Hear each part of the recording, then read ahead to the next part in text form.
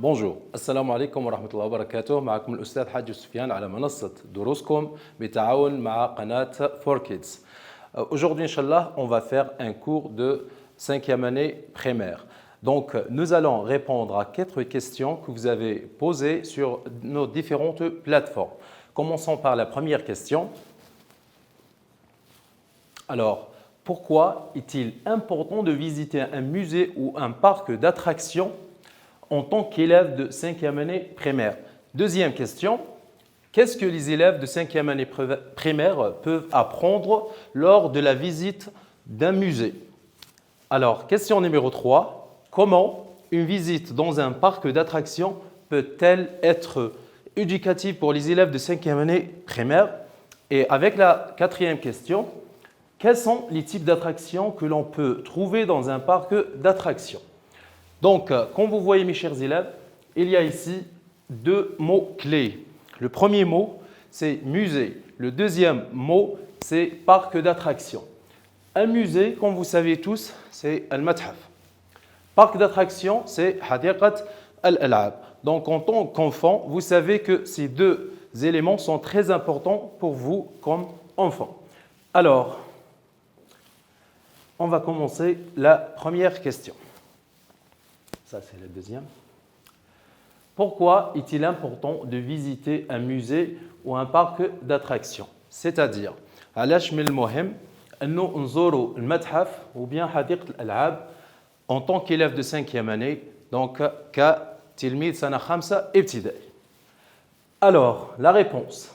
La visite d'un musée ou d'un parc d'attractions, premièrement, offre une opportunité, c'est-à-dire occasion, اللي يعرف c'est فرصة لواش d'apprentissage فرصة تعلم en dehors de la salle يعني خارج القسم de classe et permet aux élèves تسمح للتلاميذ bien sûr 1 de découvrir de nouvelles choses تعلموا حوايج جدد يعني أشياء جديدة 2 d'approfondir leurs connaissances يعني يتعمقوا في المعارف نتاعنا en tant qu'élève bien sûr sur divers sujets tels que l'histoire التاريخ la science, al-ulum, et les différents arts, donc al-funun. Et aussi de stimuler leur curiosité, يعني إثارة الفضول عند التلاميذ. Enfin, de rendre l'apprentissage plus interactif et amusant. Donc, التعلم راح يكون أكثر متعة, bien sûr. Deuxième question. Qu'est-ce que les élèves de 5e année primaire يعني واش يقدر يدير les élèves de 5e primaire peuvent apprendre واش يقدروا يتعلموا lors de la visite d'un musée يعني اثناء زيارة المتحف. Réponse.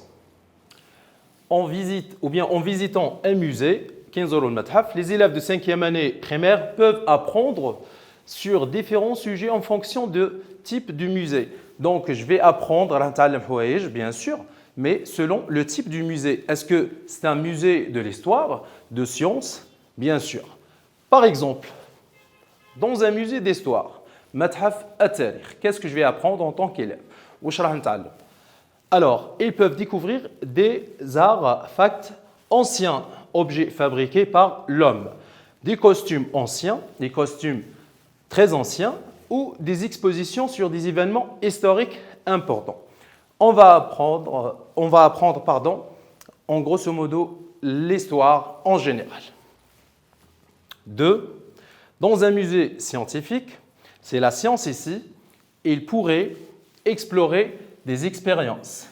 Ici, des expériences, on va découvrir des expériences interactives sur la physique. La physique, vous savez c'est quoi? C'est la physique, la biologie ou bien l'astronomie, bien sûr. Dans un musée, enfin, des animaux, on va découvrir des animaux étrangers comme l'éléphant, la girafe, la gazelle, l'ours, le lion et le tigre. Donc, on va voir et découvrir différents animaux. يعني مختلف الحيوانات comme dans un zoo. Très bien. Enchaînons avec la troisième question. Comment une visite dans un parc d'attractions qui fait la visite في حديقة الألعاب peut être éducative pour les élèves. تكون تعليمية تثقيفية للتلاميذ de 5e année primaire. Réponse. Les parcs d'attractions offrent, elles nous donnent, تعطينا quoi? Non seulement un divertissement, c'est-à-dire نستمتعوا et tout, mais ils peuvent également être éducatives. C'est-à-dire, elle va nous donner des choses à apprendre. C'est-à-dire, on va apprendre. نتعلموا bien sûr. Les attractions basées sur des concepts scientifiques, معاني علمية bien sûr, مفاهيم علمية, comme la gravité, c'est الجاذبية, la vitesse, سرعة, ce sont des notions physiques, hein, ou sur des aspects historiques. Pourquoi pas? يعني جوانب تاريخية, culturelle, ثقافية, ou géographique, جغرافية bien sûr. Aussi, peuvent fournir une expérience pratique. يعني تجربة عملية. Je vois et je découvre. Je vois et je découvre. Qui complète les connaissances.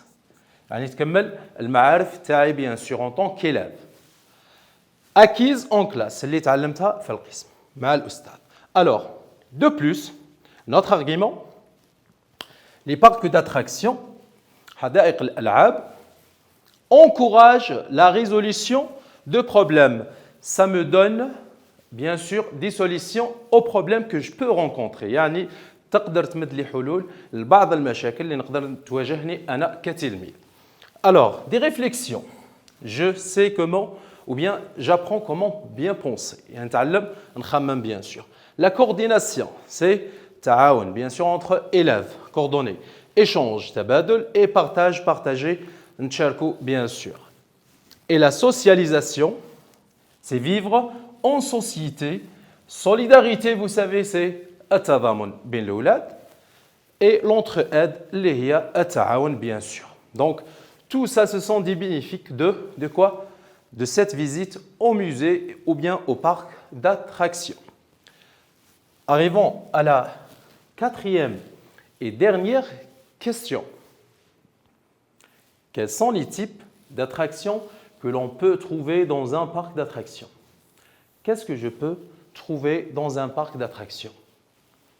Premièrement, ou bien réponse, dans un parc d'attractions, je peux trouver différents types d'attractions, comme ce jeu, les montagnes russes, c'est un type de jeu installé bien sûr dans ces parcs, les manèges à sensations.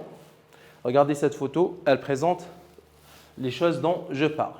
Forte, bien sûr, les carrousels sont une sorte de voiture qu'on peut conduire. Les attractions aquatiques, là où il y a de l'eau. Les tours hautes. Et les tours hautes, voilà. Les attractions familiales et les jeux interactifs. Aussi, il y a des jeux interactifs dans un parc d'attractions. Tout ça, mes chers élèves, on peut les trouver dans ces parcs d'attractions ou bien dans les musées. Je reprends. Peut-être, je reviens vers la question numéro 2. Les types de musées.